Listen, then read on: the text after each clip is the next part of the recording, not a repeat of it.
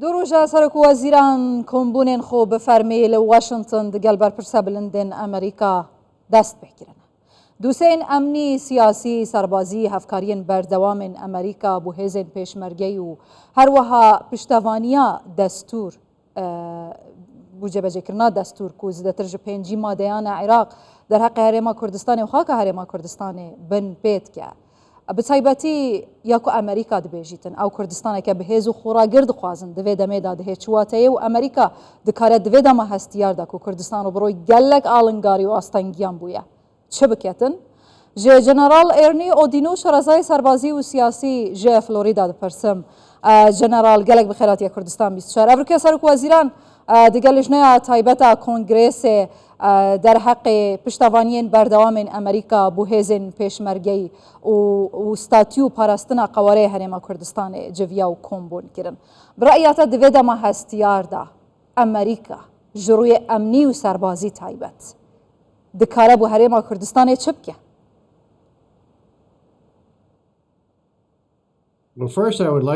پێش هەموو شتێ من دەمەوێت پیرۆزبایی لە سەرۆک وەزیران بکەم بۆ سەردانە سەرکەوتوەکەی بۆ واشنگتن. ئەمە بەڕاستی دەستپێشخەریەکی زۆر باش بوو لەلایەن سەرۆک بارزانیە و بانگشتێکی گرنگیش بوو لە واشنگتنەوە بۆ سەرۆک بارزانی، چونکە بەداخەوە کە چاوی ئەمریکا کەوتوتە سەر هەندێک بابەتی دیکە کە چاویان لەسەر ئۆکرانیا و شەڕی ئۆکرانیا و غەزەیە و ئیسرائیل و غەزەیە، بەڵام ئەم سەردانە هاوکار دەبێت لەوەی کە خەڵکی ئەمریکا بە بیری بێتەوە کە هاوپەیمانێکی زۆر باشیەیە کە هەرێمی کوردستانە و من زۆر سوپاسگوزارم بۆ سەردانەکەی سەرۆک وەزیران و پێزاینم بۆی هەیە و بە گەورەی باسی دەکەم کە کۆبوونەوەی لەگەڵ بەڕێز بلینکن هەبوو و بلینکنیش سوپاسگوزاری ئەوەم کە توانی بە ناوی ئێمەوە هەموو گەلی ئەمریکا و پشتیوانی ئەمریکا و ئیدارەی بایدن بۆ کورد و گەلی کوردستان و سەرۆک وەزیرانیش دووپات بکاتەوە. هیچ شوێنێکی دیکە ئێمە لە ڕۆژاتی ناوەڕاست ناتوانین هاوپەیمان و دۆستێک و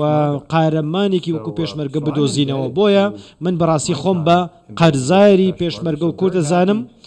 و من زۆر خۆشحاڵم کە سەرۆک وەزیران دەبینم لە واشنگتن. جەنەرالێکی ئەمریکی و شەرەزایەکی سەربازی یێ ئەمریکی ji فلۆریدا دەبێژیت ئەس خۆ بە قەردارێ هێزên پێشمەرگەی دزانم ئەو هێزên پێشمەرگەیên ku li cê hemû cîhanê şerê hûvîtirîn girop kirî Daeş û jinav birî. Aya divê demê da ku serok wezîran dibêjîtin alengarî hatine guhartin newekî sala 2014 new divê awayê hevkariyê jî bihête guhartin newekî sala 2014 bîtin. ئەمریکا حازرە بۆ کوردستانی چ بکەت؟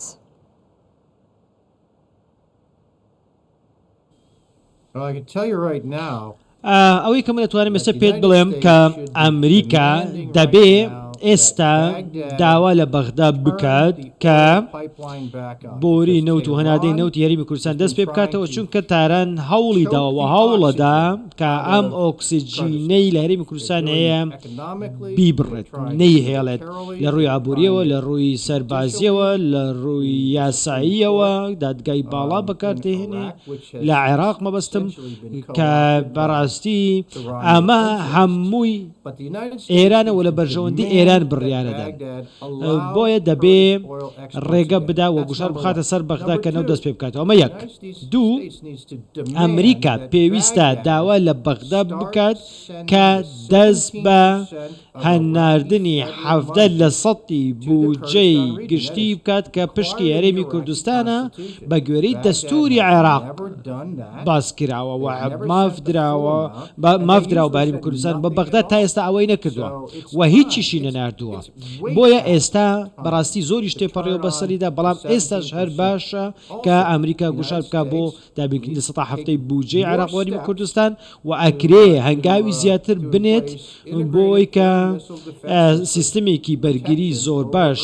ئاسمانی بداتە هەرێمی کوردستان، چونکە هێزەکانی ئێمەش لەوێن، هاوڵاتی ئێمە لەوێن لە هەرێمی کوردستان و بیان پارێزێ. و چوارەمین شت من پێم وایە پڕچەکردنی بینی ڕاستەوخۆی هێزی پێشمەرگەی کوردستانە ئێمە هەندێک جار ئێستا هەندێک پارە و بوجە دەدەینە هێزی پێشمەرگە بەڵام ئەمە پێویستە خێرا بکرێت زیاتر بکرێت لەسەروێ خاڵە جەنابەوە بە حەسکی دخوازم بێتە هەولێر ئایا دەم نەهات یەک و ئەمریکا ڕاستەوخۆ هێزên پێشمەرگەی پڕچەک بکە دەم نەهات ئەمریکا سیستەمێکێ بەڕەوانیە ئەسمانیا بەهێز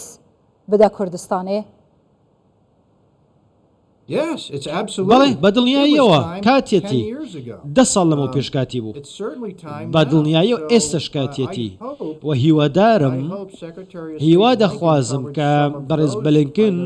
هەندێک لەو بابەتانەی باز کرد بێ لەگەڵ سەرۆک وەزیران بارزانی و من با یەک شتێکی دیکەت پێ بڵێم ئەمە ئاوەستێتە سەر ئێمە ئەوانەی کە ئێستا لە کۆنگرێس کار دەکەن و گوشار بخەنە سەر ئیدارەی بایدن بۆی کە کارە دروستەکە ئەنجام بدە بۆ بەرژەوەندی هاوبەشی ئەمریکا و کوردستان بڕیار بدە دەما ئەمریکا دەبێژیت ئەم کوردستانێکە خوراگرا بەهێز دخوازین ئامادە ناژڕوویە ئابووری و سەربازی و چ کارێکی بکەن ji bo Kurdistaneke bihêza ku ji Iraqê her karek dihête kirin bo biçûkkirin û nehêlana vê statû qewareyê ya ku xasta Amerîka yan jî bi hewlên Amerîka hatiye ara. ئێمە ئەتوانین سزاکانی سەر ئەکتەرە خراپەکان زیاتر بکەین ئەوانەی کە لە بەغدان و لە دەوروپشتی بەغدان ئێمە پێویستە سزاکان تونتر بکەین و من زۆر جار پاڵپشتی و مانەوەی ئەمریکا بۆ هەرمی کوردستان ئێمە بنکەی ئەمریکیمان لە ئەڵمانیا دروست کرد دوای جەنگی جیهانی دووەم نەک لەبەر ئەوەی کە ئێمە ئەمانەوێت کۆنتڕۆڵی خاکی ئەڵمانیا بکەین نەخیر ئەمە تەنەها بۆ ڕێگریکردن لە شەڕێکی داهاتوو بوو لە دژی یەکێتی سۆڤیەت ئەو کات و ئێمە ئەکرێ ئێمە بەتالیۆن و هێزی زیاتری ئەمریکامان لە ئەڵمانیا هەبێ و دامان ناوە بۆ ڕوبەڕبوونی هەڕەشەکانی یەکێتی سۆڤیەت ئەکرێ بە هەمان شێوە ئەمە کۆپی بکەین لە هەرێمی کوردستان لەسەر خاکی کوردستان ئەمە ئەکرێ ڕێگری بکە لە هەڕەشەکانی ئێران ئەم هەڕەشەی بۆ کوردستان نییە بەتەنیا لێ دخوازم بۆ جەنابێ هەوا تشتێکی بێژم ئەڤکە سەرۆک بارزانیژی گوت ji sala 2020 heta nûke 143 caran ji aliyê Îranê rastewxû û grûpên ser bi Îranê hêrişî ser hewlêra paytext hatiye kirin. Hûn zanin çima? Ji ber ku Kurdistan hevpeymanê Amerîkaya û digel mana hêzên Amerîka û hevpeymanane li Iraq û Herêma Kurdistanê. Bersiva wê çi ye ji aliyê Amerîkayê? Aya dê bersivek hebît? Ji bo parastina xelk û xaka Herêma Kurdistanê ji van هەڕەشە و ئاڵنگاریە؟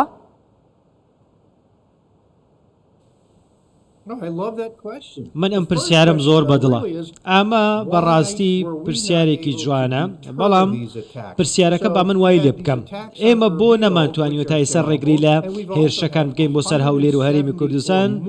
و زیاتر لە 170 هێرشیش کراوەتە سەر بەرژەوەندیەکان و سەربازان و بنکە سەربازەکانی ئەمریکا لە ڕێگەی ئێران و میلیشیەکانی سەر بە وڵاتەوە هەر لە دەریای سوورەوە بگرە بۆ ئیسرائیل و بۆ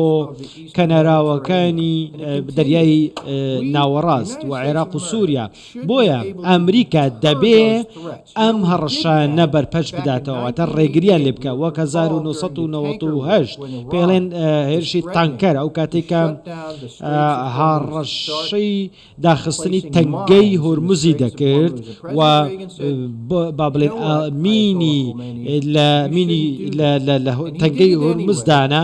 و بە خومێنی وت نابێ ئەو کارە بکەی سەرۆکی ئەمریکا کاتێک کە خومێنی کردی ئێمە نیوەی هێزی دەریایی ئێرانمان لە تەنگەی هۆرمز ژێر ئاو خست ئەمەم پەیام بوو چی کرد ئێران ڕاوەستا لە دانانەوەی مین لە تەنگەی هۆرمز و لە گەروی هۆرمز بۆیە تۆ کاتێک کە هەڕەشە دەکا دەبێ دانی پێپشاندەی چڕنووکی خۆتی پێپشاندەی بۆیە هەموو کات شەڕ ئاشتی بە دوای خۆی دادێنێ جەنابێ دەبێژیتن شەڕ ئاشتیەتی نیتن وچاخه بوچی حتانو که امریکا به دنگ همبری با آرمانج کرنا هف پیمانین خو یان جی برسفا اداره بایدن برنگه که شرمنوک و ترسنوکانه یا جبر چه دوستین خو با اوائه که جدیتر ناپارێزن. بەڵێ ڕاستە ئەگەر لاوازبی لاواز خۆت پیشاندەی نەتوانی بەرژەوەندەکانی خۆت بپارێزی و بەرژەوەندی هاوپەیمانەکانت بپارێزی ئاساییشیان بپارێزی بەدڵنیایی خراپە بەڵام لە بایدن بپرسن بەڕاستی بۆ من ئێستش نادیارە نازانم بۆ ئەوەندە لاوازە بۆ ئەم ئیدارەیە ئەوەندە لاوازە من پێم وایە کە هەوڵەدا ببێتە دۆستی ئێران بە شێوەیەک لە شێوەکان و لەوە ئەترسێت کە ئێران تووڕە بکە بەڵام وەک باسم کرد لاوازی با بڵێن کێشەی لێ دەکەوێتەوە نەک هێز. سەرۆکوەزیران مەسرور بارزانی لە ئەمریکایە جەنەڕال ئێرنی هەرکەس چاوەڕێ بوو کو محەممەد شیع سوودانی ئەم لە کۆشکا سپی ببینن لێمەدید بفەرمی سەرۆکوەزیران هاتەڤە خواندن دەوێ دەما هەستیاردا هون چاوەڕێی چ گوهارتنەکێنە لەسەر ئاوایە مامەڵەیە ئەمریکا دگەل عێراق و هەرێما کوردستانê bi تایبەت پشتی vê seredانê.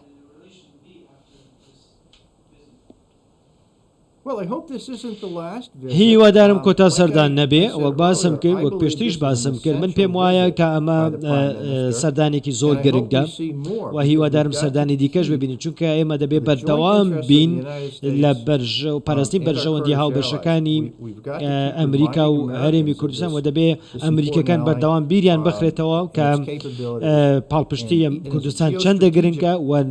با بڵێن هەڵکەوتەی جوگرافی کوردستان چەندە گرنگە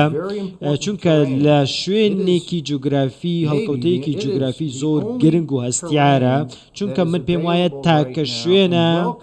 کە پێشوازی و دەرگای کردوێتەوە بۆ هێز و بەرژەوەندەکانی ئەمریکا بۆ سوپای ئەمریکا لە ناوچەکە بۆیە زۆر زۆر ناوازە دەبێ ئەگەر ئێمە بتوانینەوە بکەین وەک لە ئەڵمانیا کردومانە باسم کرد کە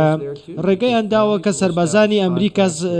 خێزانەکانی خۆیان ببەنە ئەڵمانیا هیوادارم لە هەرێمی کوردستانی جواب بکەن کە ئەو سەربازانەی ئەمریکا لە هەرێمی کوردستان ڕێگان پێ بدرێت کە خێزان و منداڵەکانیشە بنە هەرێمی کوردستان. باشە خواستەکە پرانیا ئالیێن شیعە بوو دەرکەتنا یەکجاریە هێزên ئەمریکا و هەفپەیمانان ji عێراقê hîn çawa dibînin ئایا بڕاستی ئەمریکا dê ji عێراقê derbikevît eger hat û derket her çi qas bine mumkin dihête dîtin dê herêma Kurdistanê bibîte şongir yan ne?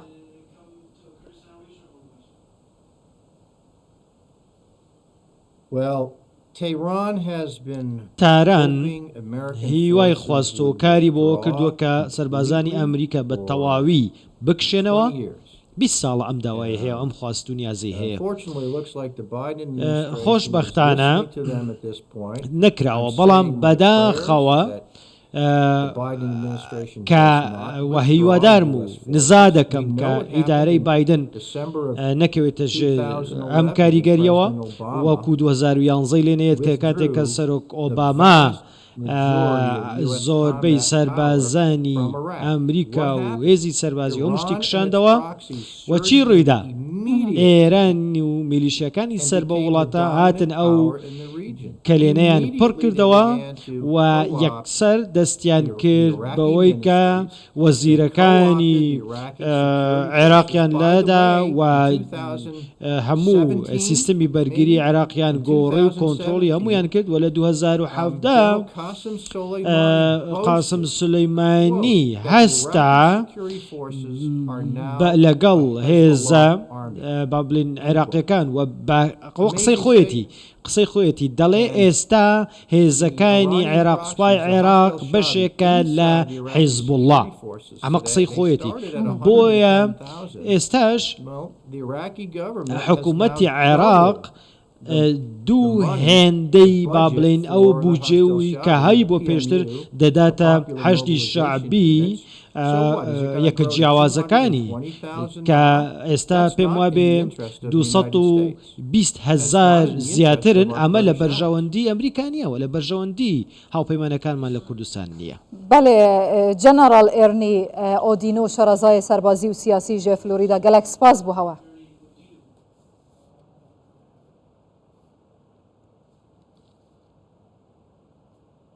Thank you. زۆر سپاس.